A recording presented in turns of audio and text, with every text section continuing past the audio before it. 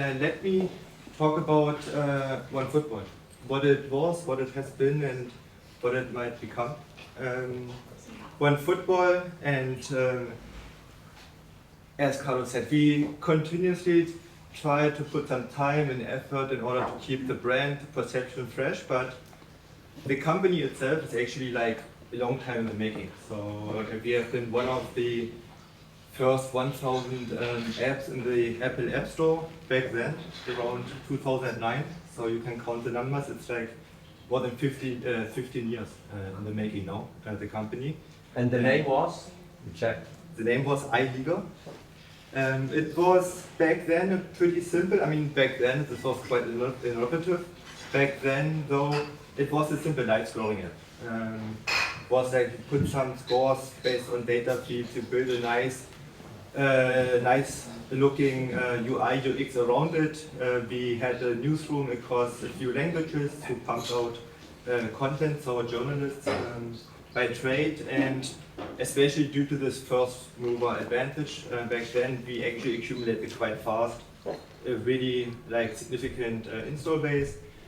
We further enriched this, developed the product, and so on and so forth, but have always been mobile first.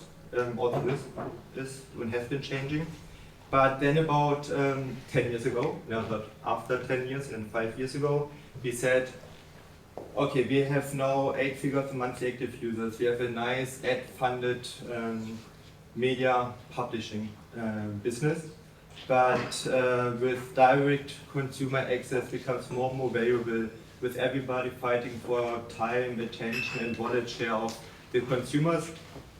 The idea was that we can do so much more with that install base, and the core hypothesis ever since has been that we want to stitch football adjacent D2C verticals on top of this media publishing business, which was and continues to be the main reason why fans are coming, but then it's about upselling them into different products, contents, and services that are offered on the platform, which acts like a marketplace. And the most advanced vertical of these, so you can think about merchandise, ticketing, betting, is streaming though, so OTT video, that's the part of the business that I'm heading, and which also then a few years later led to us actually teaming up with Cleeng. And we will touch on that in a second, also what does it mean with actually running a freemium model. So I know that Cleeng is branding themselves as a subscriber retention management tool. I said to Alexi like 5 years ago, probably by now. That 6. I always said it's a matter of time, right? We will get there. We just take our time, and here we are. But I think I really remember like one of the first things was I need you to be more than that. For us, it's really like a conversion and retention tool, just through a more sophisticated CRM, identifying those signals that were just alluded to, that might foreshadow certain actions. But this is a function of our platform being a freemium model. The fans come for more basic needs and reasons, but then the job of the platform, in cooperation also with Cleeng and many other partners, is to actually upsell the users who are at this stage at finance or at monetized to pay for products, content, or services on the platform. And speaking of evolving, this is actually where the business has evolved. As I said, we were like an ad-funded publishing business. We were a media company. We had journalists, they pump out content. We monetize based on the market that we are in, either more or less efficiently with an advertising business. But that wasn't a tech company. Today, I would dare to say, we are a tech company. We transitioned from publisher, media company, to a platform tech company where, unfortunately for them, the journalists are not longer around at the company. nowadays 98% of the content available, from textual to audio to video, is third-party content. Our role pretty much is being the enabler, being the matchmaker between those who have the content, trying to reach, engage, and monetize the audience. So that's on the supply side, and then on the demand side, the demand has been what we always had. The football fan was always there, but now we are more matchmaker than anything else. And with OTT video, the product that we call OneFootball TV, the most advanced of those different verticals that we are running. And why we got into the video business back then was that it was around 2019, 2020. We saw the marketplace and the industry shifting, that not only audiences but also tastes and preferences become more and more fragmented, more and more differentiated. The traditional multi-channel pay TV ecosystem did not have a monopoly anymore on audiences and budgets, and it was increasingly hard for them to capture actually in the first step time and attention, and ideally in the second step wallet share of what we call the new generation of football fans. Our install base is far from being representative for the marketplace, so there are other distributors with whom broadcasters may cooperate to reach a different segment of the market. But we think for, let's say, Gen Y, Gen Z, let's say, unfortunately male, so 90+% of our platform is still male, we are actually quite a good facilitator and enabler, both for broadcasters but also for example merchandise stores, or for example betting companies, to actually tap into this audience. And then it's not an affiliate business, but all the fulfillment, especially on video, happens on platform through what we call OneFootball channels. You see on the left-hand side, so the screenshot on the left-hand side, you can imagine it's like a channel store. A channel store that combines, just speaking in comparisons, that combines like a YouTube channel with premium add-ons like a Prime channel all in one. So we often try to pitch and communicate this as a full funnel business.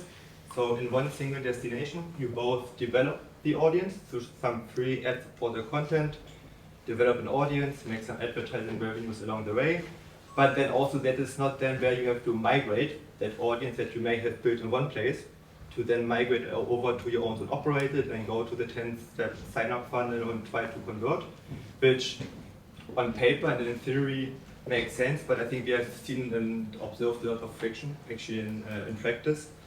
What they can do with OneFootball channels is like do all of this from audience development to monetization and conversion in like one single destination. And this is a fully self-operated and self-service provided to broadcasters. For me, broadcasters, everyone who has content. So we don't differentiate between media companies, licensing rights, or rights owners like club leagues, federations going into self-utilization of their IP. Yes, problems, challenges are a bit different, but only in the detail. In general, they have the same needs. So we are, for example, the exclusive international distributor of the in-house channel from the Bundesliga in select markets that they have launched this service. We are also carrying, for example, many of the most well-known broadcasters in the world, from the Zone to Globo to Sky, Magenta Sport, which is from Deutsche Telekom, the streaming service. So they all have quote-unquote set up shop on the platform. Obviously not always with their most premier content, because understandably or not, they think first in down and not in upside. And what we are not is a reseller. So what they are selling on their OneFootball channel is not their monthly multi-sport subscription that they already try to sell in 10 different other places, but it's pricing and packaging tailor-made to our install base, the new generation of football fans. So it's more pay-per-views, season passes, match day tickets, so a little bit like in line what we have seen a few minutes ago. And this took some convincing, some market education. We started this 4 to 5 years ago. I would say in hindsight, 4 to 5 years ago, we may have been like a year or two too early. On the B2C side, we saw early adoption, that they were into it in terms of, okay, I only pay for what I want, but then obviously also I pay a premium. So ultimately we still run a business. But especially on the B2B side, there was a lot of hesitancy. But fast forward another 3 years, I think back to constantly evolving and so on. I hope we not stop evolving, but at least being consistent in our market positioning and how we try to fit into the marketplace. And one important point, and that's also what differentiates us from similar platforms. I mean, you can, if you are like Zone, Glovo, you can have, for example, a Prime Video channel. But I think it would be wrong to say that this is a direct-to-consumer business. They pretty much don't know their customer. And I think that's also like what has been a reality check for many, both broadcasters, but also club league federations deciding to go D2C, that having the direct customer relationship is not a pipe dream, but it's not like reality in 100% of the cases. What we do is actually, we want them to extend their D2C business onto OneFootball. So when, subject to consent, obviously, but when a customer buys a pay-per-view, season pass, a team pass, whatever, instantaneously via API, we share all the personally identifiable information with the content owner for them to enrich their CRM. Whatever they do with that, that's not our cup of tea anymore. But that is something where we try to strike the balance that a content owner can rely on third-party distributors without losing too much control. This whole topic of know your customer and who are actually your clients. What were one of the few challenges that we faced, and why even after 6 years we are now in business with Cleeng? One point is that running a D2C business in 100 plus different jurisdictions is quite complex, and it's nothing that you do on the side, starting with some basics like data privacy laws, tax remittance, and so on, but also more sophisticated stuff like local language support, local currency support, local payment method support. For example, Brazil, big market for us. With credit cards, you are going nowhere. I can tell you, because I made that experience, unfortunately. That is one thing. Yes, if you would be like a 5-country business, then you can discuss, okay, we've established a local entity here, a local entity there, to have a fully localized business with local payment methods, local tax remittance, and all of this. But if you have the ambition to do this in 50 plus markets, then you quite fast acknowledge that there might be somewhere else out there who make this their core business and can support. That's one of the key factors that us to cooperating with Cleeng. And as I said, also a more sophisticated CRM. But for us, as much as it is about retention, it's also about acquisition, because we have this freemium model. Our customers, which now we have 2 million, there is supposed to be a 2 that I haven't seen. You see neither.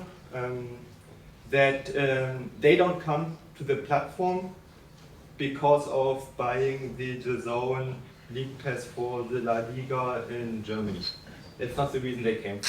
They came for a different value proposition, and then once they are part of the platform, they need to discover, engage, and ideally convert. So these two things of a more sophisticated CRM, both in the conversion and retention phase, and the complexity of running a D2C business, because more than 5 countries were the main factors.